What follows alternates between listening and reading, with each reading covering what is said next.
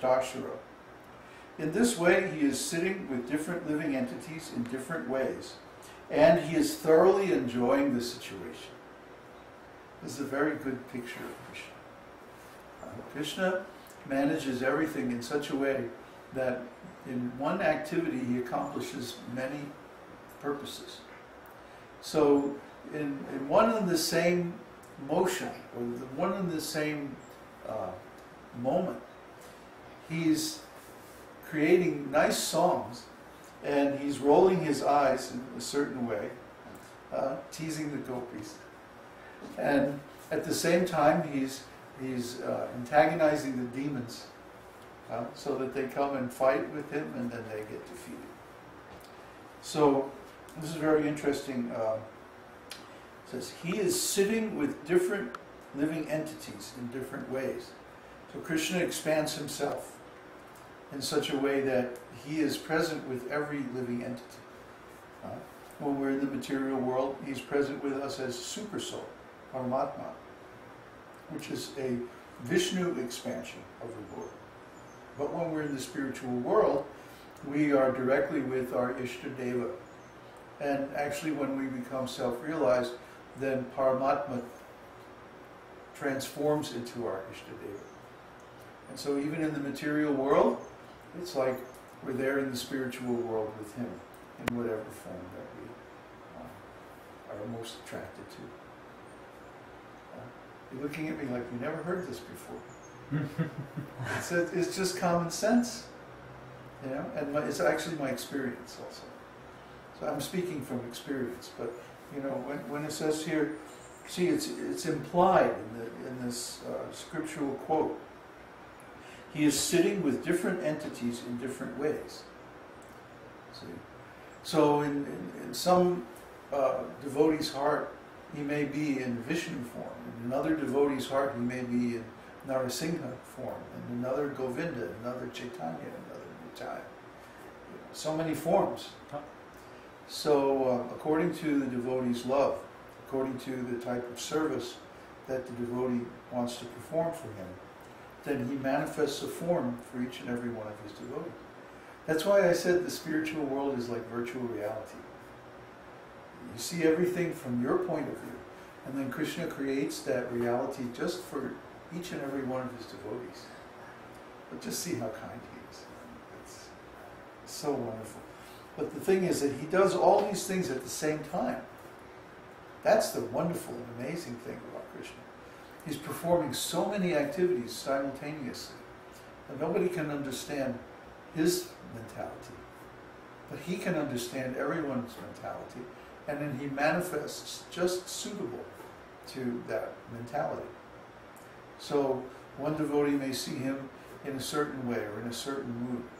Another devotee could be present in the same place and seeing Krishna in a completely different way. See? Just like the demons are seeing Krishna as being very provocative. Come on, fight. Right? And the same thing the gopis are seeing as, come on, let's dance. See? The same gesture, the same movement of the eyes, or whatever. The different devotees are seeing in different ways. And the cowherd boys are seeing, come on, let's wrestle.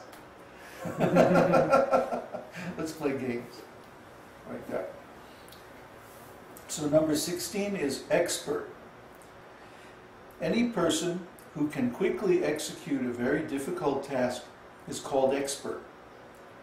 About the expertise of Krishna, there is a statement in the 10th canto, 59th chapter, verse 17 of Śrīmad-Bhāgavatam, wherein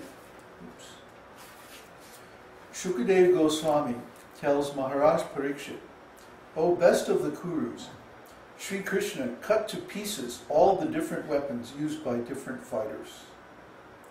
Formerly, fighting was done by releasing different kinds of arrows. One party would release a certain arrow, and the other party had to defeat it by counteracting it with another arrow. For example, one party might release an arrow which would cause water to pour from the sky. And to counteract this, the opposing party would have to release an arrow which would immediately turn the water into clouds. So from this statement, it appears that Krishna was very expert in counteracting the enemy's arrows. Similarly, at the rasa dance, each and every gopi requested that Krishna individually become her partner. And Krishna immediately expanded himself into so many Krishnas in order to be coupled with each and every gopi. The result was that each gopi found Krishna by her side. So, this is Hindu mythology, right? No. This is factual. Factual. God is omnipotent. Omnipotent means he can do anything, whether it's possible or impossible. So the different descriptions of arrows and the different effects of the weapons, all these things are factual. But when Krishna left this planet about 5,000 years ago, he turned off this technology. It stopped working. He was like, okay, it's Kali Yuga. No more fancy weapons. And even Arjuna's weapons stopped working at that time. This is described in Śrīmad-Bhāgavatam. Arjuna knew that Krishna had left the planet because all of his astras, all of his divine weapons, stopped working. And he was easily defeated by a small force of cowherd men. Oh, he was so embarrassed. He came back to Hastinapur and said, this is it. We should leave. And Yudhishthira agreed. And so at that time, they retired. And they all took sannyas. And yeah, they became silent, and then they went up into the Himalayas. Yeah. And this is described very nicely in the Mahabharata and also in Śrīmad-Bhāgavatam. So I already mentioned how Krishna expands into many forms. So number 17 quality is grateful. Any person who is conscious of his friend's beneficent activities and never forgets his service is called grateful. In the Mahabharata, Krishna says, "When I was away from Draupadi, she cried with the words, 'Hey Govinda.'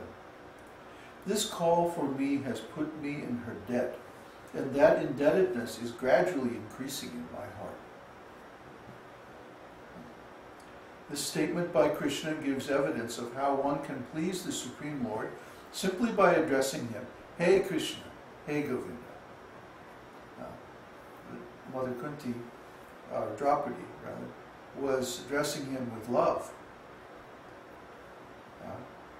That, oh, I'm separated from Krishna, and Krishna is the source of all good fortune. So when am I going to see him again? When am I going to be again together with his lotus feet, so that I can serve him very nicely?